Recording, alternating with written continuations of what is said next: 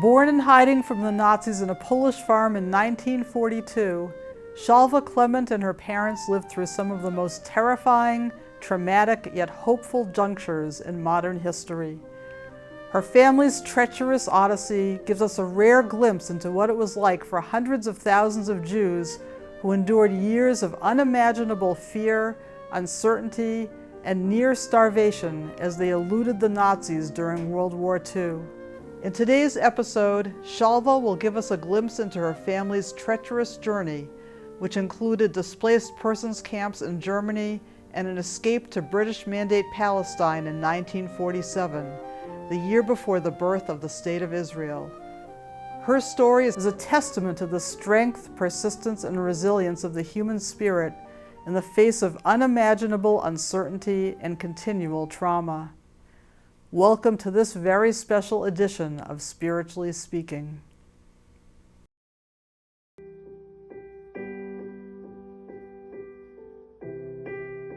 My father's family owned a very large construction company. They were doing very well in Warsaw. The whole family were highly educated, and I see pictures from the period. All his sisters were so well dressed, just like Hollywood. They just got married in 1938 and started their life in Warsaw. So probably life was good until 1939 when the Germans invaded Poland. At that time, they had to leave their new apartment that they just bought. But the day that the Nazis invaded, my mother told me, first of all, the sky was black with German airplanes. And the bombardment was total. All the houses were all collapsing in a short time. And they ran to a shelter. And when she came out of the shelter and went back to her apartment, the Germans were already there packing their stuff to send to their wives. And they saw her and they told her, run away before we catch you. She wants to complain, what's going on? They're taking her stuff. Her newlywed, they got all those presents and gifts, and they had valuable stuff there and new furniture and everything new.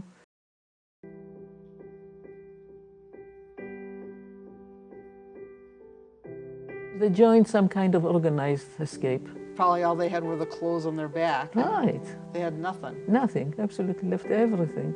They were hiding in the mountains, and there were some villages under. So they stayed in a village with some family. It was a poor village, and there were other refugees with them that were hiding in those little shacks. And each time when the Germans were around, people from the mountain could see it, and we all ran them to the mountain and hid there for a while until the danger was over. Sometimes it was weeks and months in the snow, no food. I was born in 1942, in January, in the winter. Were you actually born on a farm or in the forest? Yeah, in the farm, yes. It was very crowded there in this little hut, and many other refugees. They used to put a big bowl on the table for all the people and one spoon. And my mother was telling me that many of those farmers didn't know much about hygiene, and they had all kinds of wounds and things on their lips and on their faces and in their mouth, and it was so disgusting, but they were so hungry. Another thing that she told me, that she, while hiding in the forest, in the snow, she got a pneumonia, and there was no way to cure it. I think she carried it to the rest of her life, the damages. The first picture after the war, they were taking a picture with my mother, my father, and myself in the middle, and they look like skeletons, both of them, and I look all plump, because every bite they had, they fed me. How they survived, it's a miracle, really a miracle.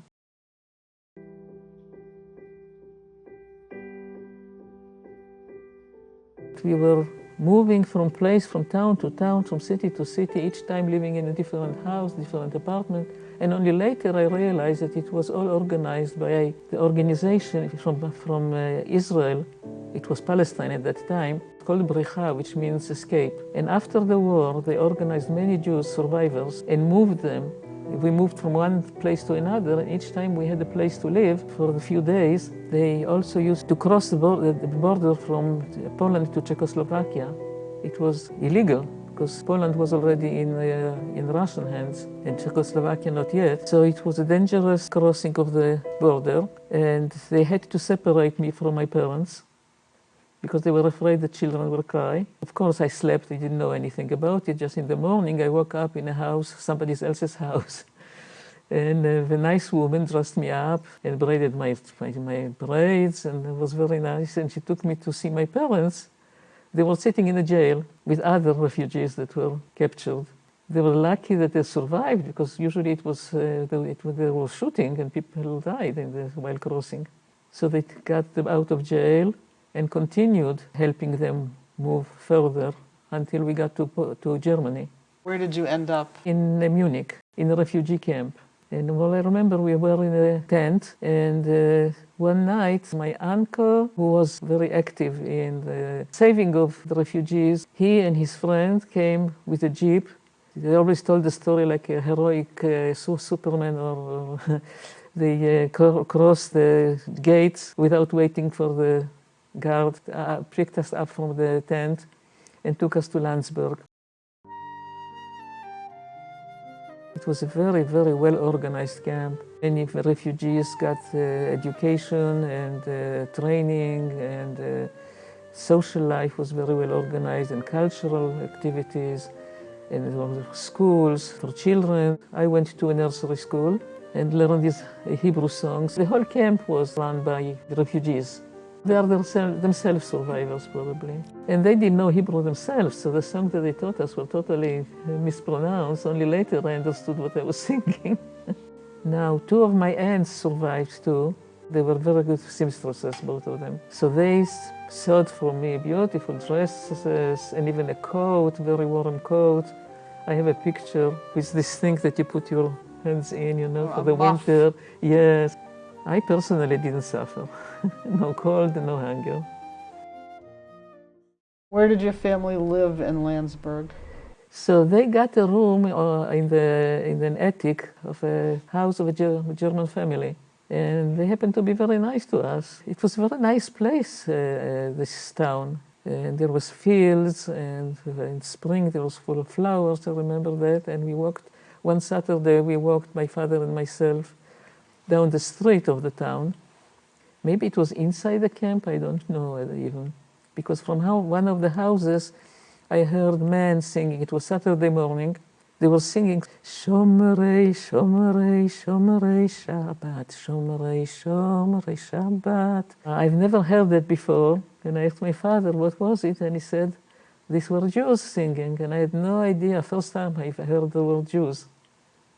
I was already about 4 at that time, 3.5 or 4. And I remember that tune since then.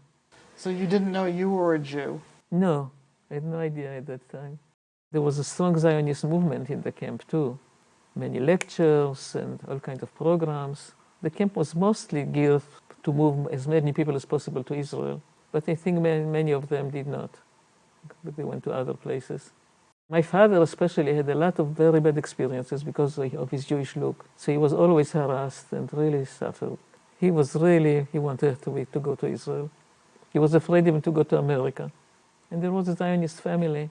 My mother, she didn't look Jewish at all, as a matter of fact, and she didn't suffer in this respect. But my mother was telling how they went to school from her town, and the Jews would usually band together for the walk through the forest, I don't know. And the Ukrainian boys and the Polish boys would harass them on the way. And what happened after that, when the Nazis came, they were catching Jews, and the Polish population cooperated with the Germans. Poland was already a communist country. Who in his right mind would want to go there? And also the bitterness, how they were treated there.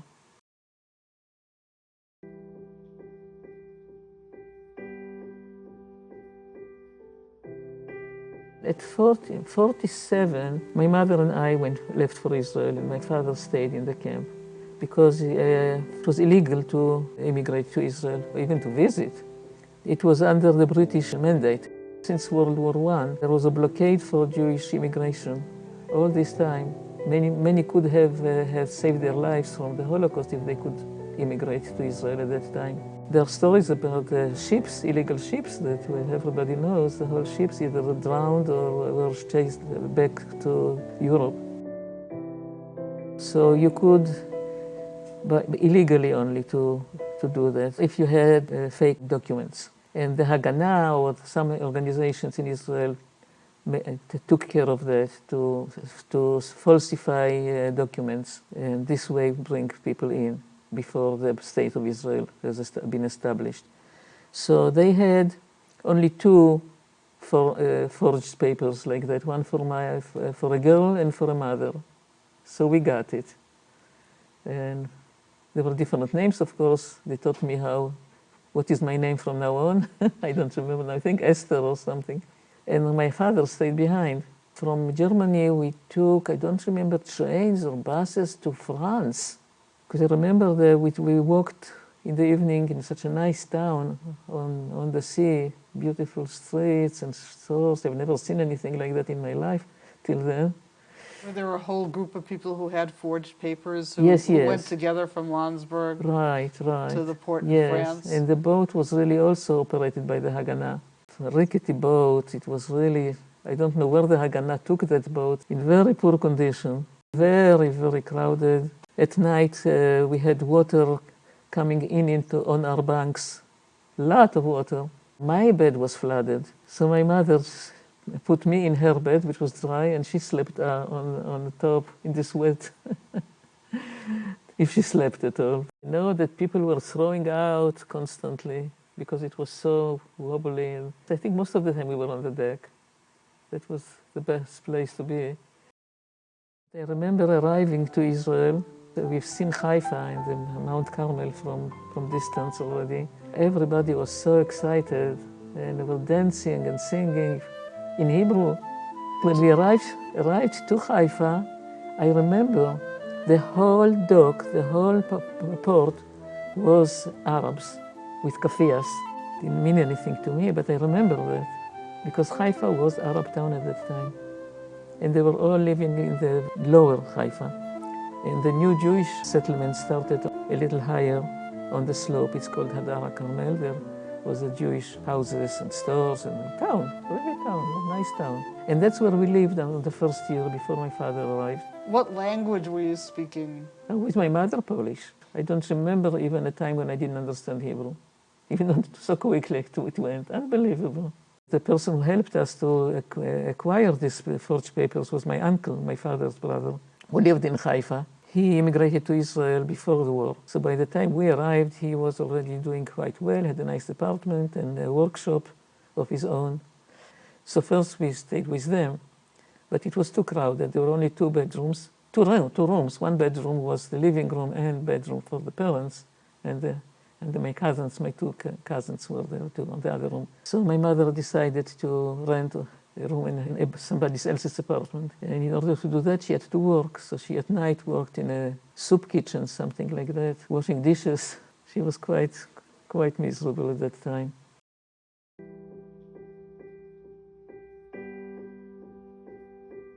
So the British used to have enormous tanks, enormous for me, I was little. At the opening of the tank, there was an English soldier with this old-fashioned loudspeaker in Hebrew saying, Otzer Beit. They were looking for the Jewish fighters. That was on the slope of the mountain, so you could see the whole town from top there, and I saw people escaping and running. They might have been caught even, I don't know. That was the Haganah fighters. And then there were counter fighters, Irgun. So they were fighting among themselves as well. Very fierce fighting, there were murders. Both of them fighting the British. So there were Jews fighting each other, and then they were also fighting the British. Right.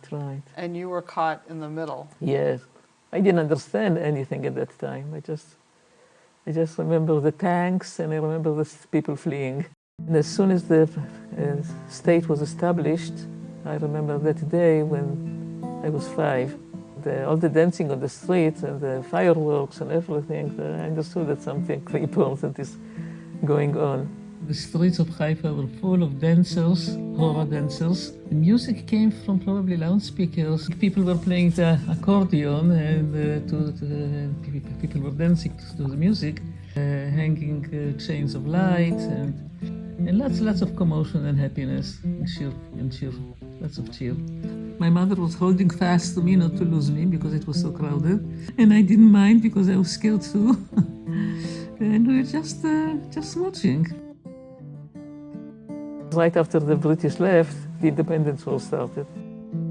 There in kindergarten, I had to go walk for a few blocks by myself from home. And there were alarms very often because enemy plane was coming near or any other reason. So we got instructions what to do. If you hear the alarm, we are supposed to turn to the first house that we see and run into that house and stay there until the next alarm, the danger is over. And I remember buses full of Arab citizens leaving the city. Only later I learned that it was before the Arabs attacked Israel. The Arab countries, Syria, Egypt, Jordan, from all the countries, they warned the Arabs, Haifa's Arabs population, to run away temporarily. This I remember, until they conquer Israel. And then they attacked Israel from all sides. But the Arabs who were supposed to come back couldn't come back anymore. And many houses were empty. It was called rechush natush, which is, it was not appropriated, it got a status of abandoned property, legally. And in that abandoned property, they put all the immigrants that came now flooding from Europe to Israel, all the Jewish immigrants. It was very difficult to get an apartment because there was such an enormous flood of immigrants and very few places to live. Most of the new immigrants lived in tents in camps called ma'abarot. Ma'abara comes from the word over, it was supposed to be transitional camps.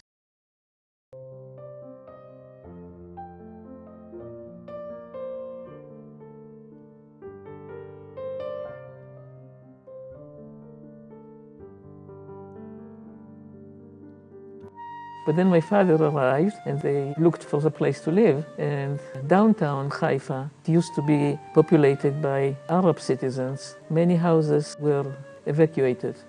It was a very nice neighborhood with beautiful houses built, very well built.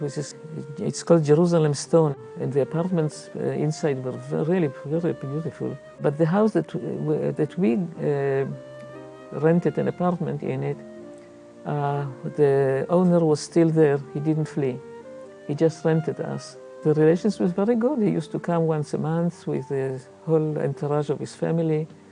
And the source apartments were shared, like few families to apartment. It was so crowded. The kitchen was common and the bathroom. If the apartment had 3 rooms, there were 3 families, or 4 rooms, 4 families.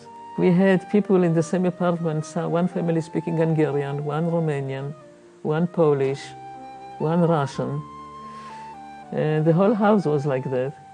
And the common language was Yiddish, and they didn't speak Hebrew, but the kids spoke Hebrew. Kids learned to speak quickly. They had these enormous cauldrons where they boiled water and then boiled the laundry in the water. It was a whole project for a whole day, just the laundry, and then hanging it outside, and the next day collecting it and stretching and ironing. And they had to wash the floor. The floors were tile floors inside too. Every day there was it's called spongia. You had to wash the floors with water. There was not enough even food in Israel at that time. So everybody got some kind of a card that allowed you to buy limited stuff. The Russian was mainly on meat, eggs, and all kinds of luxuries. But vegetables and fruits were really plenty. Even bread was rationed. You could get like half a loaf of bread for, I don't remember how it was. They used to pass the baby's clothing from one family to another. One set of clothing probably survived 10 years, until it fell apart probably. Even the school at that time was some kind of a makeshift school, which I went for my first grade. And it was impossible to run a school like that because children came from all over with different ages with no education at all, some of them. Some of them had, like you could have had in the same class somebody 12 years old and 6 years old. And it was impossible to organize it. It was the first year of independence. Not much studying was done there. It was really, really, really sad story. So my parents moved me to another school in more established Vatikim neighborhood. Vatikim are the old-timers. And there had already nicely established school. My mother worked very, very hard. And at night she went to this ulpan to study. Do you remember when your father arrived and what that was like? I remember jumping on top of him. Oh, he didn't know Hebrew either.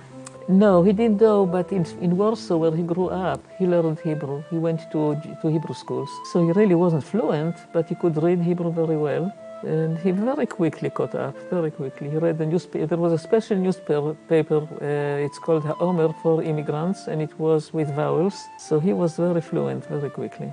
What did he do once he came to Israel?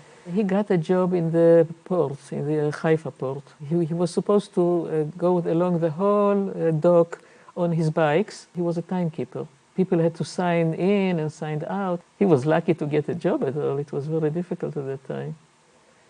But he was an accountant of it. So that's the best job he could get as an accountant.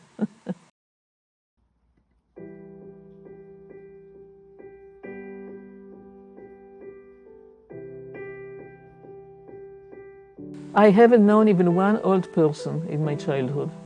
No old people moved to Israel, never, didn't survive. And from the young people too, also from our big families, only one sibling from the whole family, or two siblings from a large family. You had all these traumatized people who just escaped from the Holocaust after World War II, living together and suddenly in a brand new country where they didn't speak the language or even the language of their neighbors. That's right, that's right. Do you have any stories about how that manifested itself, like how people got along or endured this time? Yes, it's heroically, but of course there was a lot of frictions, especially sharing, 4 women sharing the same kitchen. Very primitive conditions. And it was very hot. There was no air conditioning, of course. And also, people were nervous, and there were a lot of even child abuse. People used to hit their children. It was a common thing. Beating was a way of raising children. Maybe they brought it from Europe, I don't know. Maybe that's how it used to be. Or it had to do with the trauma. Also wife beatings here and there. Not many, but it was common. Quite once in a while we heard a woman screaming and the husband screaming. Did the parents try to feed their children a lot because... And how? They had to make up for all the hunger that they survived. So the children had to eat a lot. And the children refused, so there was beating on that issue too. The children were beaten if they didn't swallow. I remember there was a balcony above our apartment, and the family who lived in that room with the balcony would feed their girl on the balcony in the corner of the rail, so she cannot, with a spoon, and the child didn't want to eat. So each time she opened her mouth screaming, ah! They pushed both parents, and the child was really, it's a horrible trauma for the child. Probably they had a child already that died of hunger before in the Holocaust. So this child had to make up for it. If you don't eat, you die. All the mothers we had Kupat Cholim, it was always overflowing because the mother wanted to be sure that the child is going to be healthy. Even he was healthy, then no, you go to the doctor. It was a really sad place. But not only, they also had birthday parties, and school was the source of all the holidays. And families did celebrate. We had our uncle on the Carmel that we usually went to him for all the celebrations.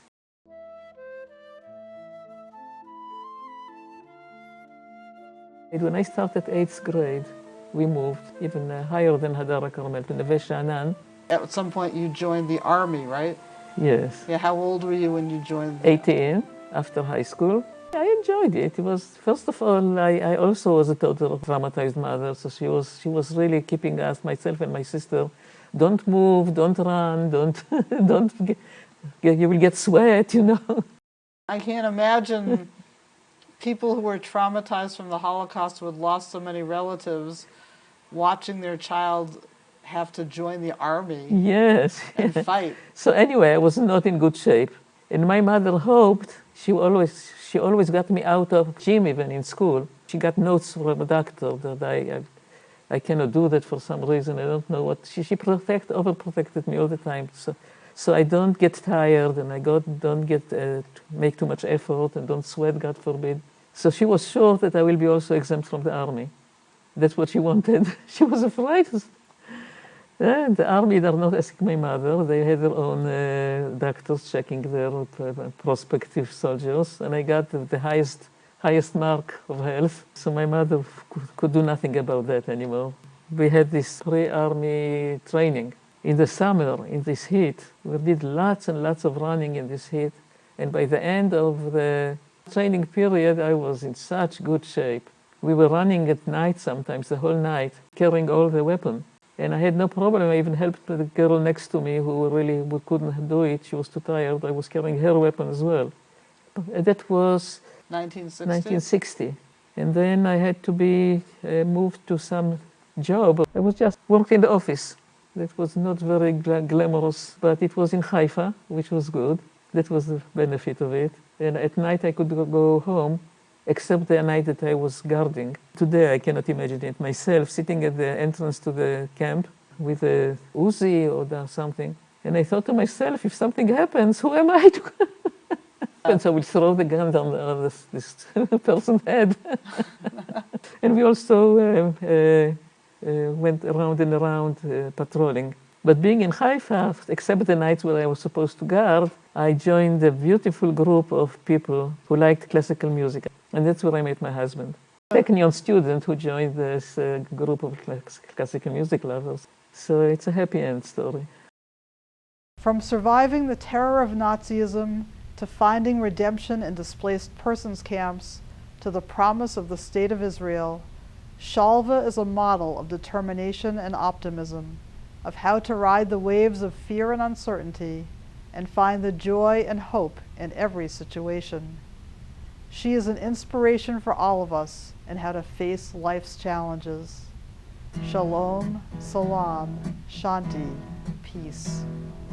Yismechu v'malachutecha Shomrei, Shomrei, Shomrei Shabbat Korei Oneg Shabbat Yismechu v'malachutecha Shomrei, Shomrei, Shomrei Shabbat Korei Oneg Shabbat